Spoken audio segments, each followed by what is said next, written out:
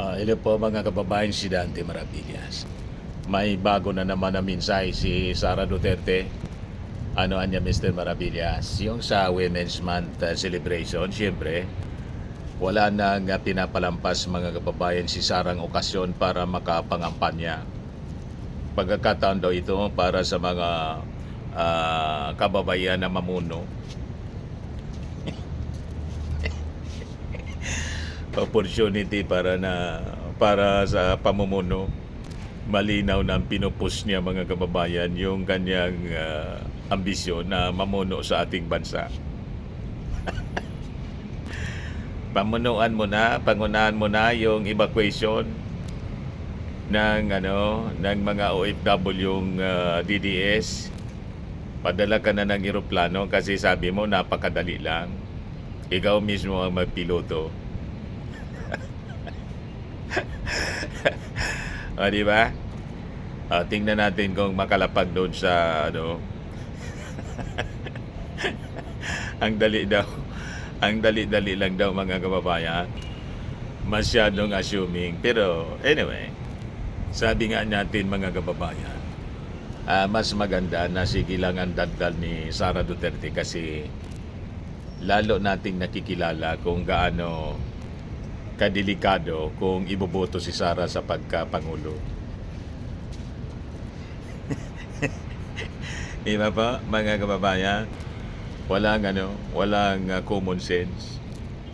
Iparinig ko sa inyo yung kanyang bagong mensahe. Scripted siyempre. May gumawa ng kanyang speech para basahin niya. O para ito sa Women's Month daw. Ito yung kanyang mensahe po.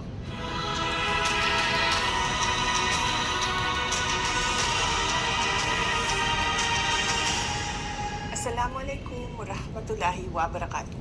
Madayaw mayo adlaw kaninyong tanan. Magandang araw sa inyong lahat. I stand in solidarity with every Filipino woman this National Women's Month. Nitong nakaraang taon, muli nating napatunayan ang lalim ng ating lakas. Women do not just survive crisis. We rebuild lives and communities. Tayo ang matatag na sandigan ng ating bansa. Mula sa mga inang pinagkakasya ang bawat piso, sa mga magsasakang bumabangon matapos ang baha, hanggang sa mga kababaihan nating nagtatrabaho sa iba't ibang panig ng mundo. But it is time to move beyond just praising our resilience.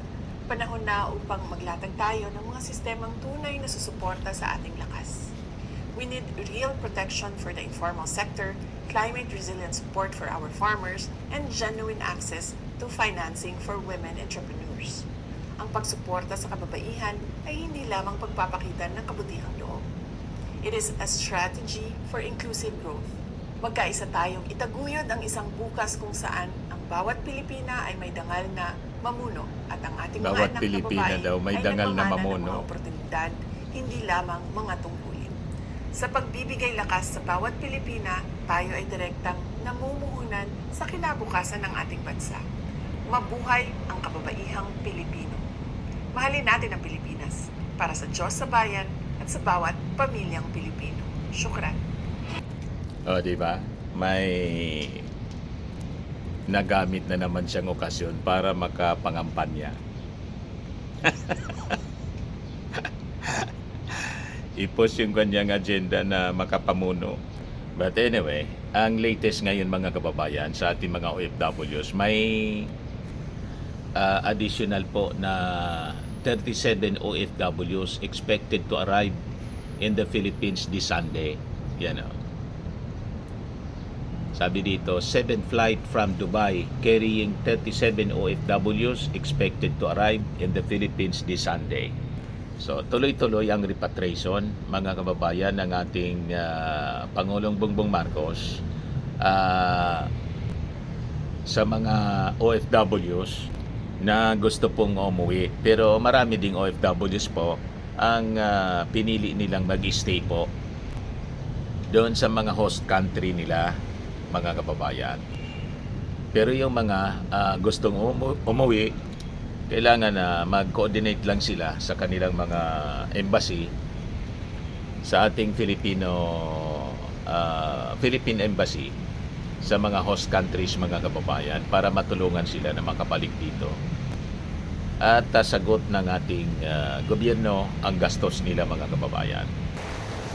So sabi dito sa balita, update, report from ABS-CBN, more OFWs expected home as Philippine ramps up Middle East repatriation. A 7th flight from Dubai carrying 37 overseas Filipino workers is expected to arrive in the Philippines mamayang gabi. According to the Department of Migrant Workers, na si Secretary Hans Leo Kakdak sa interview, mga kababayan, ng ABS-CBN. Kakdak said the flight funded by the DMW, Department of Migrant Workers, sagot po nila, and the Overseas Workers Welfare Administration is part of the government's ongoing repatriation efforts amid tensions in the Middle East. Yung mga pinagsasabi ni Sara na ang dali lang, mga kababayan, ginagawa na po. Basta't available yung flights at walang peligro, then may mga nauna na, yung sinabi natin. 299 yung nauna, then sinundan the other day 88, and this time another 37 OFWs, mga kababayan, yung darating. So, hindi totoo na pinapabayaan po ng ating gobyerno ang ating mga OFWs. Ready po ang ating national government sa pagtulong sa ating mga OFWs na gustong bumalik dito. So far, sabi dito, 6 Emirates flights have already brought home about 309 OFWs and 11 dependents, making up for previously canceled trips beginning February 28. So the government is currently prioritizing repatriation from the United Arab Emirates while preparing land border evacuation routes for Filipinos mula sa Israel, Bahrain, Kuwait, in Qatar due to airspace restriction in some areas. So yung may mga restrictions po sa paglipad ng eroplano by land po, pero siyempre dapat may clearance mula sa host government para hindi po madisgrasya yung ating mga OFWs. Ganon. Importante yung safety, mga kababayan. Hindi yung basta magpapalipad ka ng eroplano tulad ng sinasabi niya. No? Ang dali-dalian niya. Nung COVID niya, ganon ginawa namin. Manila to Davao lang yun. COVID yun. Walang gira.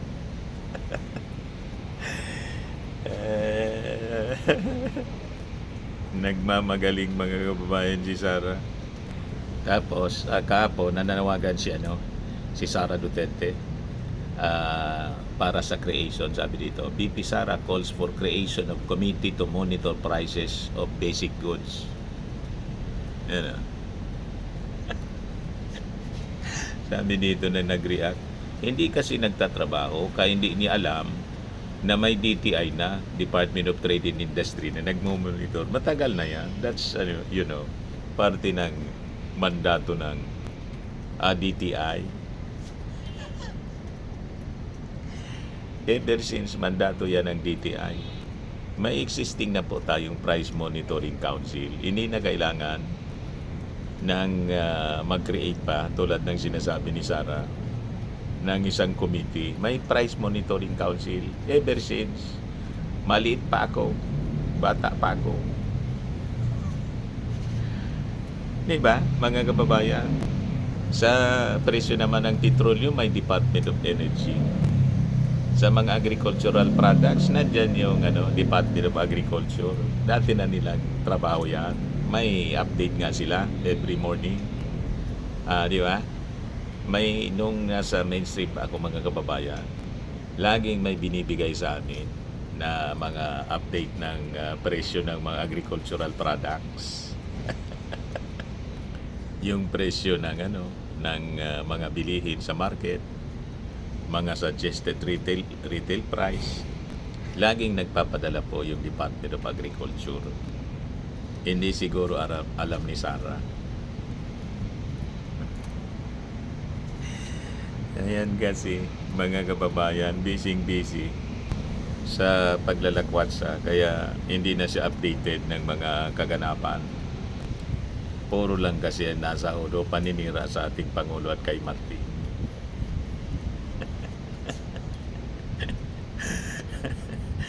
Sabi ni Win Trinidad, tubol ang laman ng utak, bobo, tanga pa. Yung mga reaction sa mga pinagtatawanan si Sara. Sabi ni Ray Bimboy Ulano, we already have DTI for that. So palpal sa ating mga netizens. Sabi ni Cecil Bizelda, grabe, ilang gabi kaya niya yan pinag-iisipan.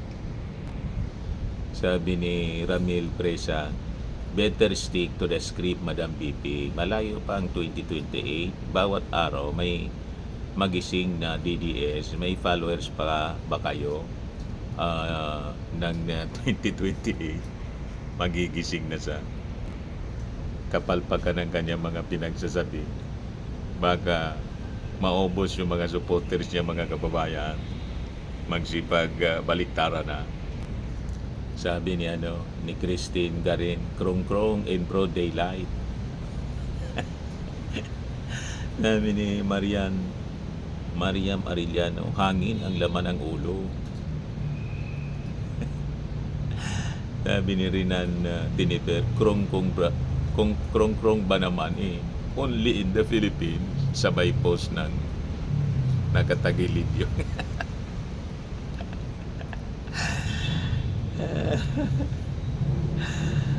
Sabi ni Jimmy Hernandez, late mag-isip. Sabi ni Renato de la Rosa, piatos lang. Sabi ni Malo Pan, wanted advisors for BP Sara. Sabi ni Hector Isguera, oo nga, wala na ba talagang ibang maalam na advisor si BP Sara dyan? Bakit tinayaan nyo lang siyang mapaya sa madla? Sabi ni reflection, meditation, contemplation, back to kinder sana. Sabi ni Tetsi Cruz, one of a kind BP na walang alam. Sabi ni Aliwen, nagpapatawa ka ba? Sabi ni Redilyn Santos, yung spokesperson niya, si Ros Castelo, dating DTI Yusik yun. Diyos mio, hindi niya alam. Sabi ni Midar Aison, Madam Dostay, no need to create a committee na sinasabi mo, may DTI tayo. Sabi ni Edmond Dicano, matalino naman yata, kaso late na nung umpisa pa sana, nilabas ang talino niya. Sana kahit paano umunlad ang ating bansa. Sabi ni Cruz Amy Timoteo, ay nako, tatakbo daw Pangulo. Wala namang alam. Wala kumomporme sa kanya. Sabi ni Bong Huenda Francisco, Bopol. Bopol kasi. Sabi ni Julieta Valiente, pabida. Sabi ni Lenore Alet, Oira Tisoped, gumala ka na lang at tumanggap ng sweldo na walang ginagawa. Sabi ni Daniel Lotero, 1 month late. Sabi ni Oke Rodel, para lang may masabi siya at para ang tingin ng tao sa kanya ay concern. Ngayon pa talaga sana, noon pa ginawa ang malasakit style. Sabi ni Rostom Chavez, wow, may ganon. Sabi ni Batusay Gors Himura, hindi rin kasi nagtrabaho ang DTI kasi kaya nasabi niya, yan, nagtaasan ang mga presyo ng gasoline at iba, wala namang ginawa ang DTI. Ang sabi po ni Sara, mag-create ng committee. Hindi man kailangan mag-create kasi may dati ng Price Monitoring Council. Yan ang punto. At saka, unang-una, nag-announce na yung ating Pangulong Bongbong Marcos, nag-warning na nga, nanawagan na siya sa mga negosyante na huwag magsamantala Gusto lang kasi makipag-compete sa ating Pangulong Bongbong. Ito rin yung sabi ng ating Pangulo. Mga kababayan, ang Pilipinas at ang buong mundo ay kasalukuyang nakakaranas ng epekto ng giyera sa gitnang silangan. Kapag may kaguluhan sa rehiyong iyon, gumagalaw ang presyo ng langis, gumagalaw ang presyo ng kuryente, gumagalaw ang presyo ng lahat ng bilihin. Dahil sa kaguluhang ito, naapektuhan ang pagdaan ng mga barkong nagdadala ng langis sa Strait of Hormuz, isa sa pinakamahalagang daanan ng langis sa buong mundo. Kapag nagkaroon ng problema sa daanang ito, naapektuhan ang supply ng langis at tumataas ang presyo nito sa buong mundo, hindi lamang dito sa Pilipinas. Sa susunod na linggo, inaasahan ang pagtaas ng presyo ng petrolyo. Tinatayang tataas ang presyo ng gasolina Gustong ng i-compete yung ating 7.48 pesos kada litro, diesel ng 17.28 pesos at kerosene ng 32.35 na piso. Malinaw sa atin ang tanong ng maraming Pilipino ngayon, ano ang gagawin ng pamahalaan? Naghahanda na po tayo. Una, Naghahanda na tayo. nakikipag-ugnayan na tayo sa Kongreso upang mapagkalooban ang Pangulo ng pansamantalang kapangyarihan upang bawasan ang excise tax sa mga produktong petrolyo kung papalo ito sa $80 kada barrel. Ikalawa, kinakausap na natin ang Kongreso upang amyendahan ang Biofuels Act of 2006 upang magamit natin ang mas murang bioethanol para sa pagbababa ng presyo ng gasolina. Ikatlo, ilalabas natin sa lalong madaling panahon ang fuel subsidy at cash transfer para sa mga apektadong sektor. Makikipagtulungan ang mga May mga ahensya actions na ng ginawa pamahalaan ng ating at ang mga Pangulo. lokal na pamahalaan upang matiyak na makarating agad ang tulong sa mga nangangailangan.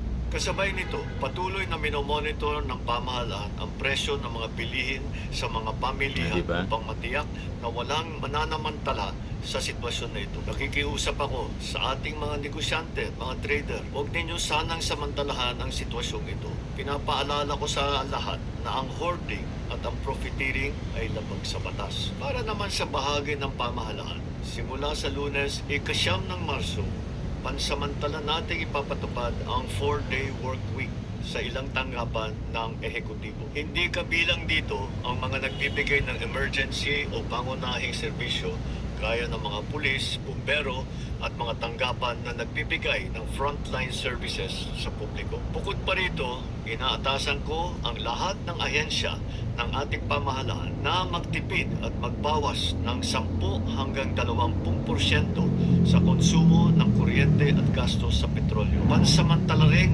ipinagbabawal ang mga biyahe at aktibidad ng pamahalaan na hindi naman kinakailangan gaya ng mga study tour, team building activities o mga meeting na maaari namang gawing online. Para naman po sa ating mga kababayan na kasalukuyang nasa mga bansa sa gitnang silangan, ang DFA, DMW at OWA ay patuloy na nakikipag-ugnayan sa inyo Kompleto upang po. mag-monitor sa inyong mga kalagayan. Nasimulan na po ang paglikas ng mga Pilipino na nais magpa-repatriate.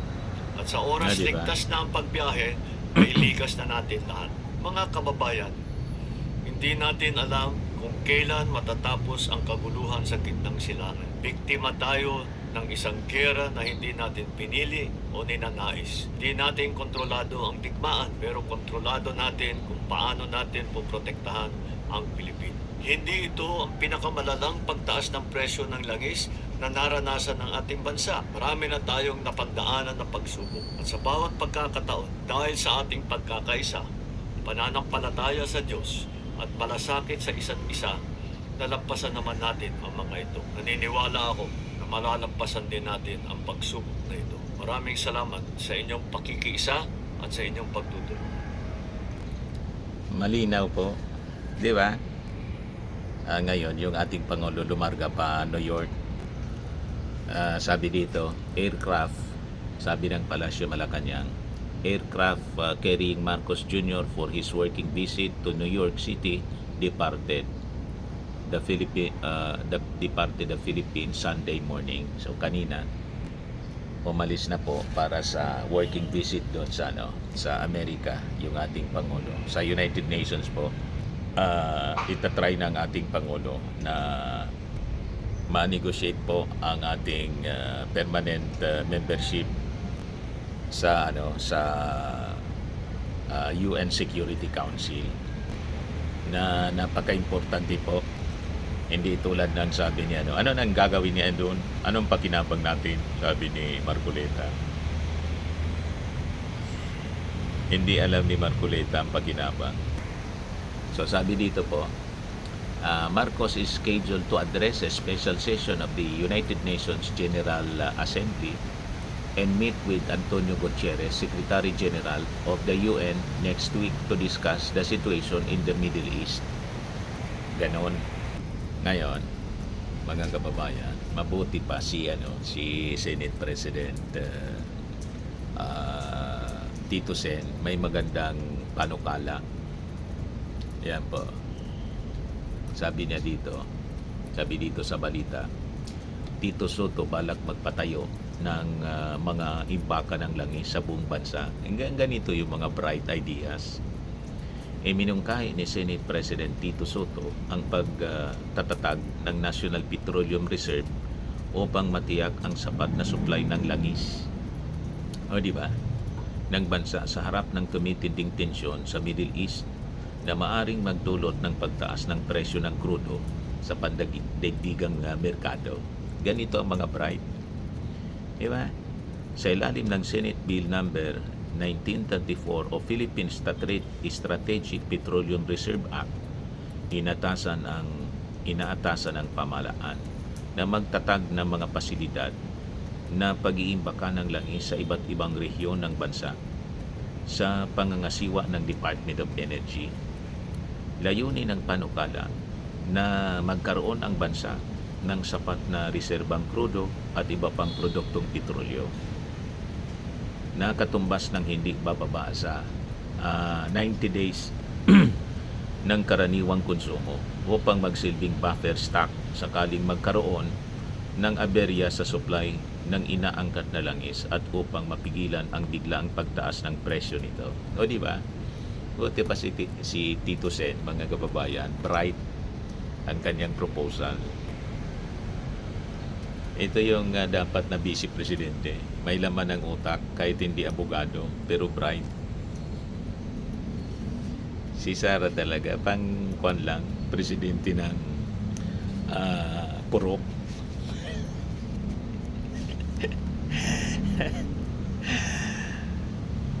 Grabe naman na niya, Mr. Maravillas. Yung mga project niya, yung pamumulot ng basura sa resort, tree planting. Di ba bang yan? Pang purok president lang yan, pang barangay. Ang ganyang mga project. Ay, nako. Anyway, yun man lang po mga kababayan yung ating short video ngayon. Ako po si Dante Maravillas. Bye-bye po. God bless.